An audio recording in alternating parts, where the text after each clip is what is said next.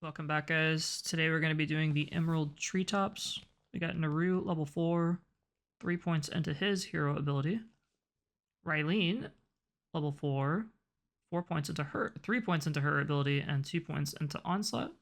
We got Call to Actions upgrade and the Courageous Stand.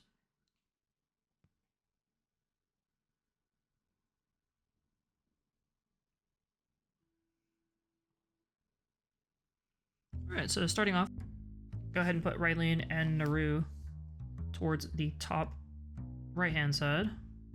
All the enemies are going to take that route, starting on the bottom and making their way around the top on the first wave. So it's a good idea to place your heroes there. One thing I noticed about this game is it's very heavy on the micro. So you're constantly moving your heroes around. Naru especially is a very heavy micro hero. Rylene, not so much. Like, she still is. You still have to micro your hero, but it's not as important to micro her because she kind of just stands there and does her thing. Naru, on the other hand, should be always attacking. And in order to do that, you have to micro him a lot. So I might recommend just having one character like Rylene, who is a more of a passive character, and one character like Naru, who you can really micro. Having two micro-heavy champions might be a little bit too much. But go ahead and put your towers on the front. And then we're going to be putting a mage tower in the back and one mage tower on the bottom.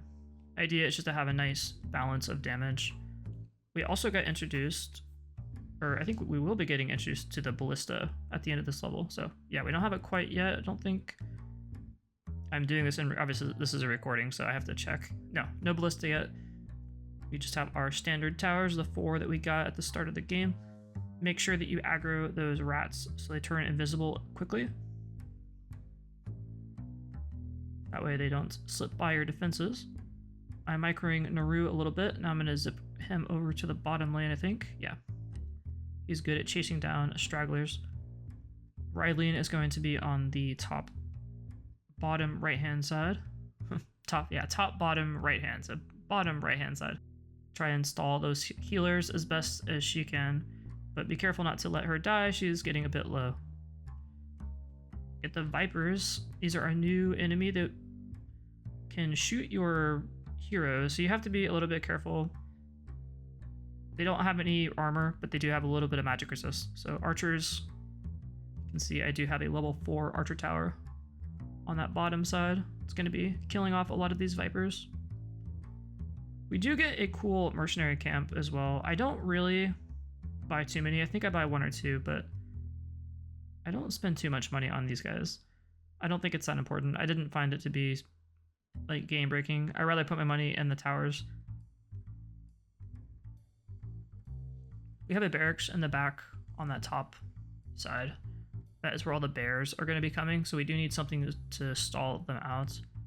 We put an artillery as well, so making a choke point on the top side.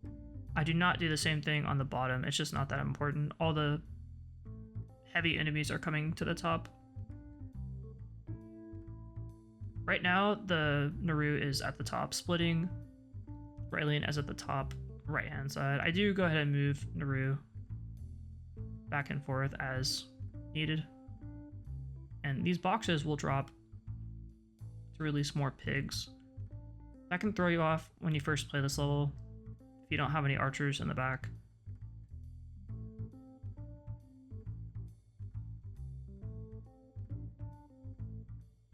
Now, personally, I went for like level 2, level 3 archer towers, and then a couple mage towers in between. The idea would be to hit both the armored guys and the non-armored guys. Naru is really good, like I said, for chasing down these little guys once the boxes drop. I would rather have Rylene in the front to try to tank out the healers.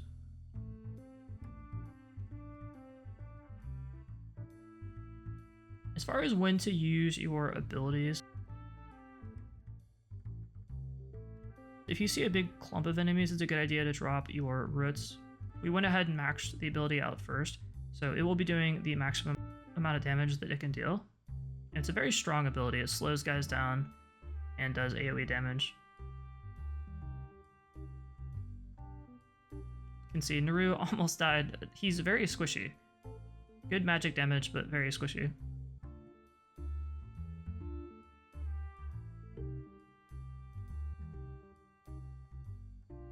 Rylian, we're moving back to the top.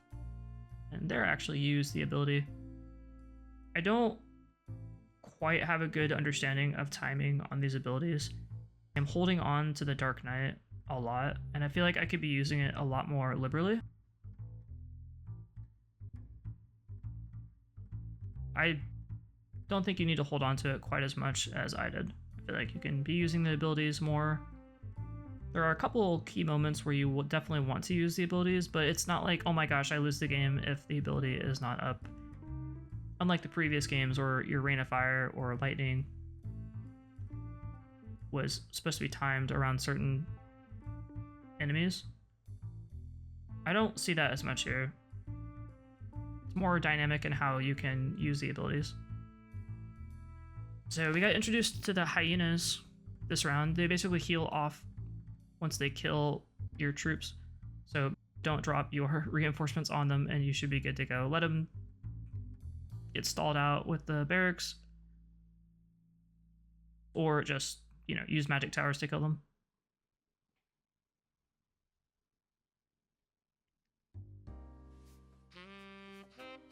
But be periodically upgrading your towers. I am floating quite a bit of gold. I wasn't quite sure how to spend it.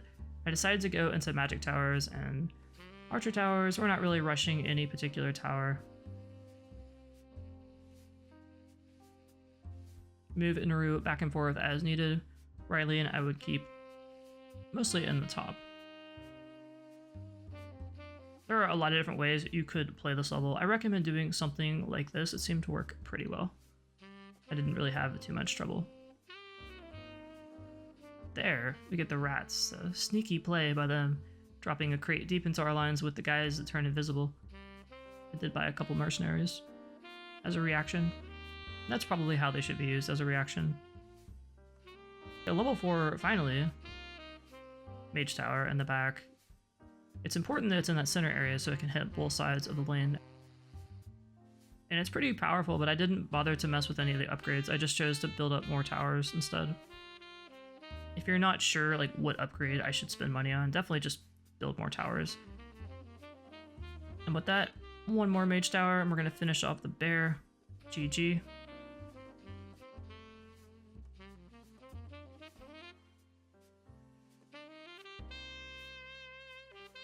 Okay, so level rewards, as I was talking about the ballista, as well as 3 more upgrade points. You will be seeing a lot of the ballista in the coming levels, so stay tuned for that. We also unlocked a new level, there we go. The ballista is automatically added to your arsenal as a 5th tower slot. It is our first 5th tower. It's like kind of like an archer tower, but it does good against single enemies as opposed to archers that just do constant DPS. And it is our 2nd dark tower. Anyway, thank you guys for watching. You have a good one.